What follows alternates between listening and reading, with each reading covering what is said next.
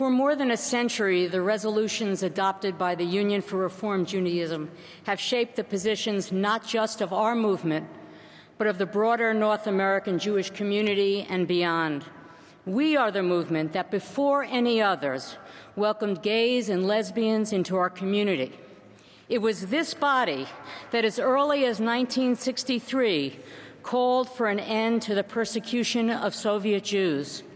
We spoke out on behalf of those suffering during the AIDS crisis and against the proliferation of nuclear weapons.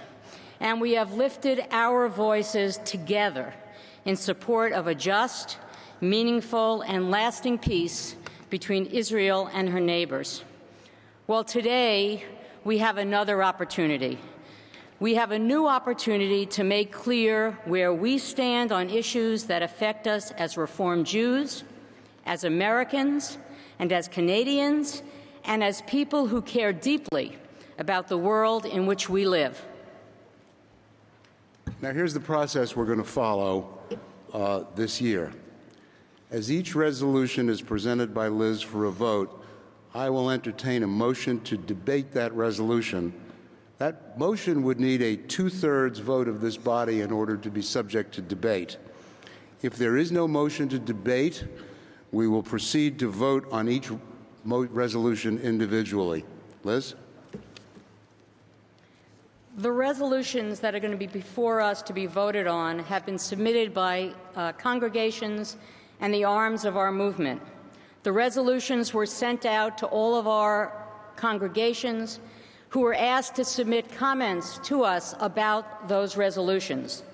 Those comments were then reviewed by the Resolutions Committee, which adopted many of the recommendations that were submitted to us. And we now offer these resolutions with a positive recommendation to this body to be passed. So the first of those, and I hope it's on the screen, since I'm so vain, I'm not wearing my glasses, so I can't see the screen. There it is. It's there. Good.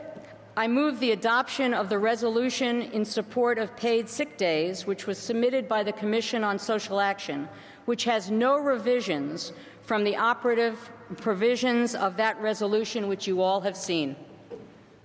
Is there any motion to debate the resolution? I'm having difficulty, by the way, seeing with the lights. There, the lights are up. Good. Is there any motion to debate the resolution? You can see the mics to come to. Seeing no one at the mics, all in favor of adopting the resolution, say aye. Aye. Any opposed? Resolution is adopted. The next resolution for your consideration is the resolution on the U.S.-Cuba embargo. It was submitted by Congregation Beth Ahaba in Richmond, Virginia, which again has no revisions in the operative sections that you have reviewed. Is there any motion from anyone to debate the resolution? Seeing no one at the mics, all in favor of the resolution say aye. Aye. Opposed? The resolution is adopted. The next resolution is on hydraulic fracturing, submitted by the Commission on Social Action, which does have some minor revisions in the operative sections which were added for clarity, but really do not change the programmatic thrust of the resolution which you have previously reviewed. Is there any motion to debate the resolution? I see no one at any of the mic. Wait a minute. Wait a minute. There we go. Please state your name and congregation. Jerry Fanning, Temple Beth Israel.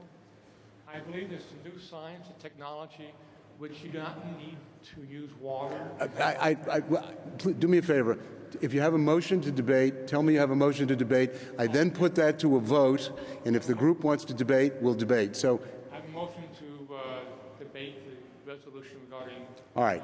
There's been a motion to debate the resolution. That's a non-debatable motion. So what I'd like to do is, all in favor, we'll try it by show of hands and we'll see what the sense of the room is. All in favor of debating the resolution, please raise your hands. Opposed?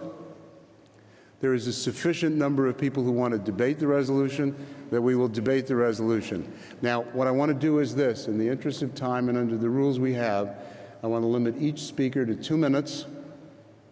So please try and limit your remarks to 2 minutes so that anybody who wants to be heard can be heard. And at the end of that, we will take a vote on the resolution. So please come back to the microphone now. There's going to be a very onerous clock probably put up on the time thing, but 2 minutes. Name and congregation again, please. Jerry Fanning, Temple Beth Israel, Pomona, California. I recommend 2 changes. One is that there's new science and technology in using waterless fracturing process called liquefied propane gas gel, which changes the nature of the technology, which makes it much safer. I'm not saying it has to be controlled, but there's no mention of gearing fracturing towards a safer and better technology.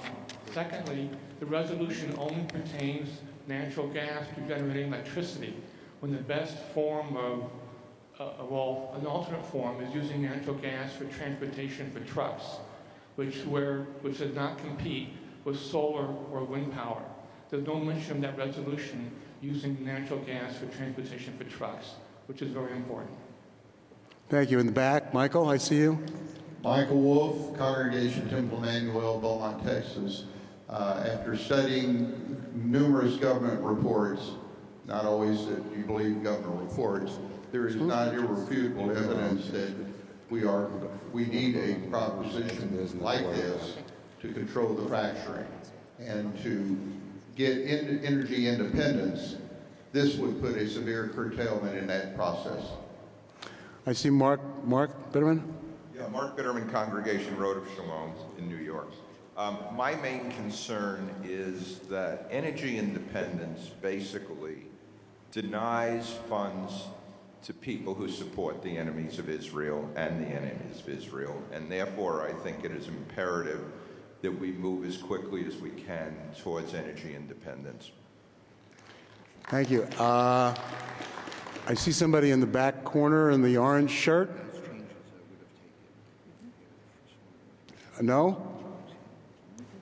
Oh, over on this mic. Name and congregation, please.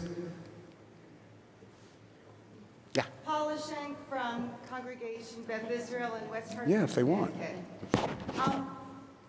I think that we need to move ahead with this resolution. I think the potential damage in terms of water quality, in terms of a very important resource, and I think we can wordsmith maybe the resolution to say that as technology develops, the resolution will be, this issue will be revisited.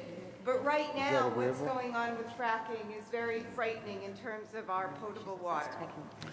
Indulge me just for one moment, please. I'm sorry. Would you accept as a friendly amendment to the resolution that as technology improves, we will revisit the issue? The proponents of the resolution will accept as a friendly amendment language to be worked out that basically says, as technology improves, the issues in this resolution will be revisited. I think that also addresses one of the at least first points. Now, I see somebody back in the corner back there. You're recognized. Name and congregation, please. Bob Ritter, Vassar Temple, Poughkeepsie, New York. I urge the body to strike clauses 3, 5, and 6. While I do believe we should be concerned with the safety and the effects on our environment, I do not believe our body should be taking a position that limits energy exploration, diminishes job creation, and takes a stance which is de facto negative against the promise of this energy resource. Therefore, I believe urging congregations to support moratorium, which is not necessarily considering the facts of the individual case, and other aspects of these clauses to be detrimental, and urge those striking. I'm taking what you said as a motion to amend, to strike clauses. Repeat those 3 clauses again, please. I'm asking to strike the clause on 3 to tighten exemptions, 5 to support moratorium. And 6, urging congregations and congregants to educate themselves on this subject. While I do believe, thank you. All right. We have a motion before the body to amend the resolution to strike paragraphs 3, 5, and 6. We're going to turn right now to a consideration of that motion to amend. And what I would like to do is put that motion to amend to a vote of the group. All those in favor of amending the resolution by striking paragraphs 3, 5, and 6, please, accredited delegates only. If we have to do it by show of cards, we will, but I want to try and avoid doing that if at all possible. All those who support striking paragraphs 3, 5, and 6, please stand. Let me get a sense of the room. If you would sit down, all those who oppose striking paragraphs 3, 5, and 6, please stand. It's pretty clear to me that the motion is defeated. So I don't think there's a need to take a vote by show cards. So what is before the body now, we're going back to the resolution as stated. Is there any further debate from anyone who has not previously spoken? I see it. This mic over here, please speak. Name and congregation. Micah Steele from Temple Beth Shalom in Topeka, Kansas.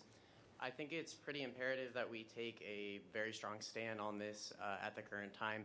Fracking not only affects the quality of water in communities, it also affects, it makes earthquakes more possible, it makes them happen more often. It's really bad for the environment, and basically the only reason that any oil company has an interest in this is to line their own pockets. There's plenty of energy out there. What they want is money for themselves, and I don't think that's something that we should be backing.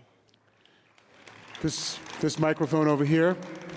Wally Portia, Orhadash, Fort Collins, Colorado.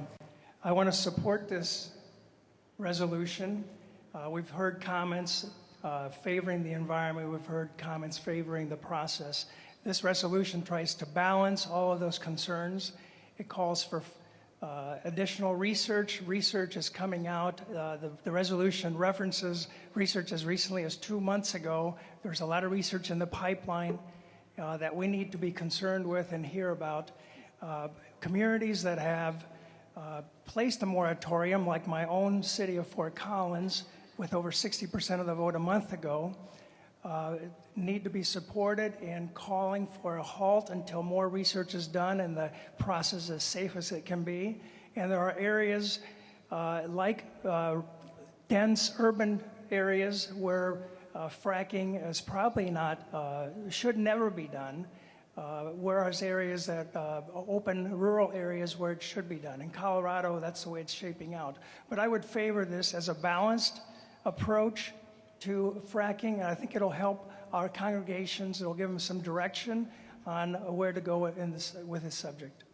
Let me ask the group the following, please. We're under a very tight time schedule with a lot of people, with lunch times coming up. I do not want to cut off debate, but I'm going to have to very quickly because we need to proceed. I would urge those at the microphones, if you have something to say that has not been previously said, I welcome it. But if you are saying something that has been previously said, I would beg, plead, and implore you to sit down. I'm going to call on 2 more people. Carol? Carol Lavender, Temple Sinai of Glendale, California. Fracking to me is analogous to dam building in the middle of the last century. That was considered to be the energy salvation, water control, all of those things. And then generations later, we found there was great damage to the environment, and dams are now in the process of being eliminated.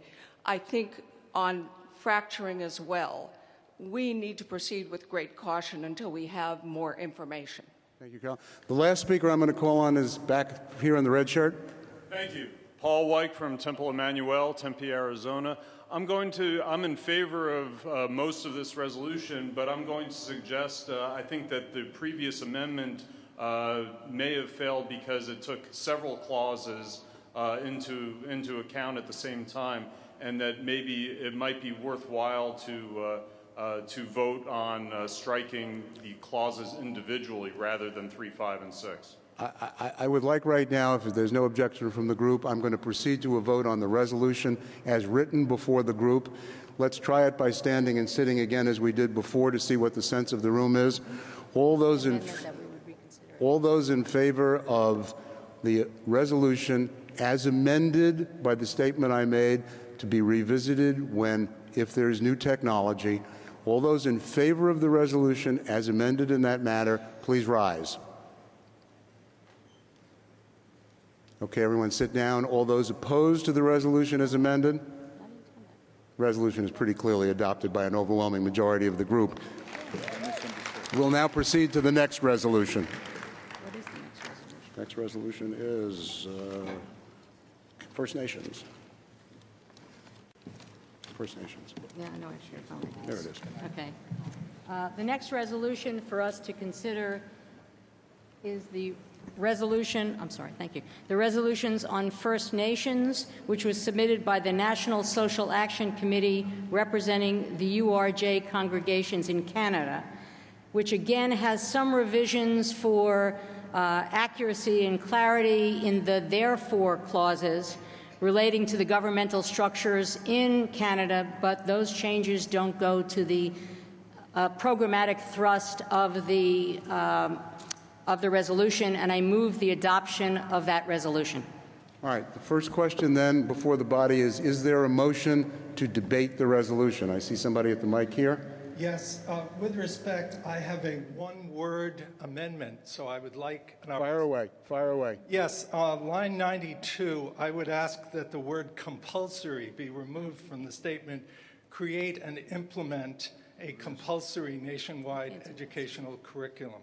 Allow 1 minute while my brain trust over here tells me what the answer is on that question. That changes the meaning of the amendment? I think it does. That changes the meaning of the amendment. That is not accepted. The first of the resolution, that's not accepted by the group. So the first question I'm going to ask the group for is whether or not there is a motion to debate the resolution. So I move to debate. All right. That immediately proceeds to a vote. It takes a 2/3 vote of the body to debate. Let's try this by a show of hands. All those in favor of debating the resolution, please raise your hand. All those opposed to debating the resolution, raise your hand. It's pretty overwhelmingly against debating the resolution. I will put the resolution to a vote. All those in favor of the resolution, please raise your hand. All those opposed to the resolution, please raise your hand. The resolution is clearly adopted. The last resolution to put before you is the resolution on Reform Zionism, which was submitted by the Resolutions Committee. This has been on the web and available at the Biennial, and I hope it is streaming somewhere. It's up. It's on the screen. Because this is a resolution which under our process was submitted by ultimately submitted by the Resolutions Committee, its passage requires a 3/5 vote of the body. But I stink at math. All right. First question. Is there a motion to debate this resolution? I see no one at the microphones. All those in favor of debating all those in favor of the resolution, please raise your hands. Say, excuse me? They want to let it finish. Oh, excuse me. I can't see that stuff. Okay, cool. Well, take your time.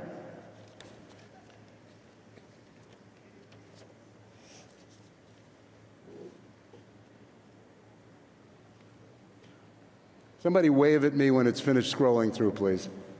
JC, is it done? Have all of you had a chance now to see it? No? Okay. We'll keep going.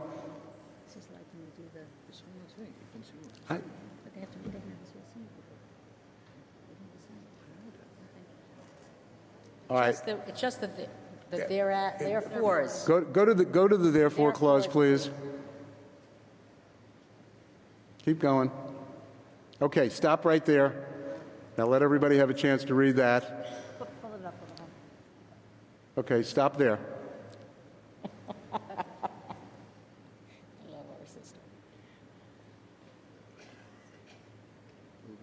Move it up a little bit now, please.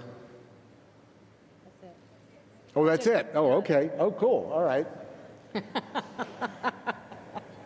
We're a very informal bunch up here. Hey, you know what? There's only so far a script can take you, right? Okay. Has everybody now had a chance to read this? All right. I'm going to put it to a vote. All those in favor of the resolution, please raise your hands. All those opposed to the resolution? I can stink at math, but it plainly passes by more than a 3/5 majority. The resolution is adopted.